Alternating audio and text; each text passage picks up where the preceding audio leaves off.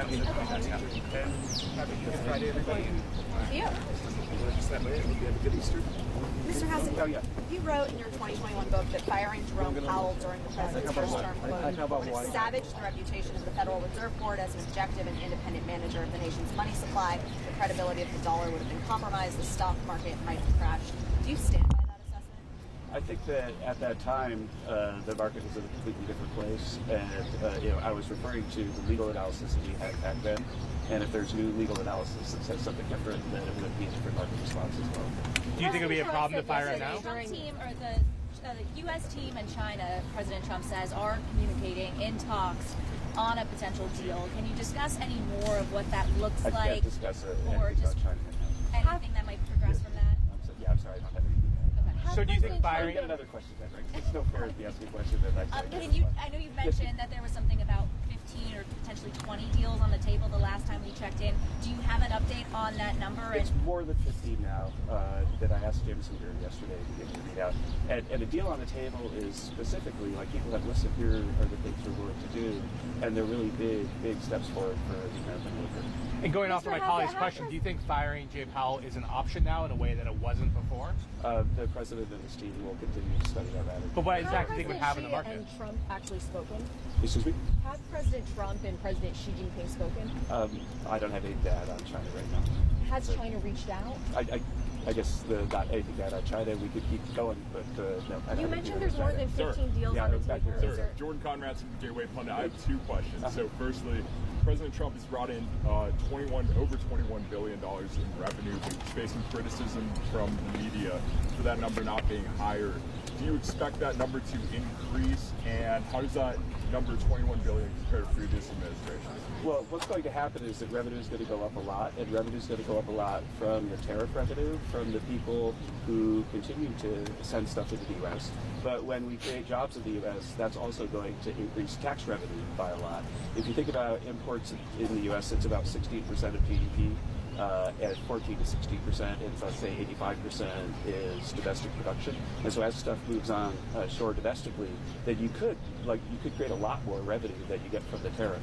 And so in the end, we're really bullish on revenue and really bullish on tariff revenue. And as stuff onshores, which is happening way faster than I expected, then there's going to be a lot more tax revenue as well. On taxes, And secondly, sir. on taxes, as far as Congress is concerned, there is complaints right now that certain staffers are pushing the president to make sure that the top rate simply lapses and goes up to 40% again. Can you talk about that? Because there are small businesses, non-trade organizations are saying that simply is not going to work. The thing I got to say is that the tax policy of the president is going to be the decision of the president, and the president has advisors that say, well, here are all of the options that you can consider. President Trump is almost always in the fairway when I'm watching his golf game, but on tax policy, he's in the weeds. And he's going to make the decision about what he does, nobody else. Yeah, but we're talking about 90 trade organizations that are saying that's all for small businesses. The president has not made an announcement about this policy, and when he does, that's what it should be. People should start sending letters about it. When do you anticipate that he will make the decision on that? Well, the hope is that the tax bill will be passed, by the summer, early summer, and so things will move very, very quickly. We've had meetings with the so-called Big Six over and over again since it began, and we expect probably to finalize the president's thoughts on the tax agenda, at least first thoughts, opening salvos by sometime next week. Okay. A question on Maloney meeting? So I think one of the things that irritated the president apparently was Powell's remarks on inflation. We heard a similar message yesterday from the head of the IMF, who said that next week when they release their forecasts, they're going to be notable markdowns in terms of growth, but also notable markups in terms of inflation. Can you walk us through, from your point of view, what the tariff impact will be on inflation and how long or short-lived it is? Maybe tell the What I'd like cameras. to do, please don't interrupt you on the question, but that will come over. What I'd like to do is just think of the policy rather than the personalities.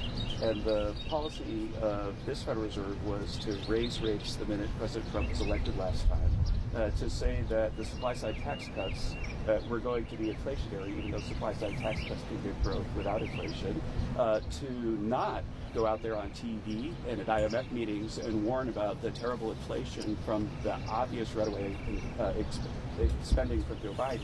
And the obvious runaway spending from Joe Biden was textbook inflationary, and we didn't see anybody warning about that. And then they cut rates right ahead of the election.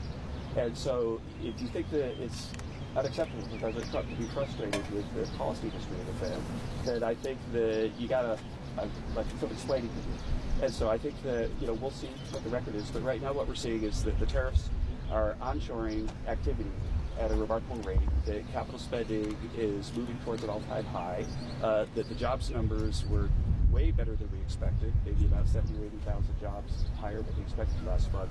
And so President Trump's policies are working, and meanwhile, inflation numbers have been going down.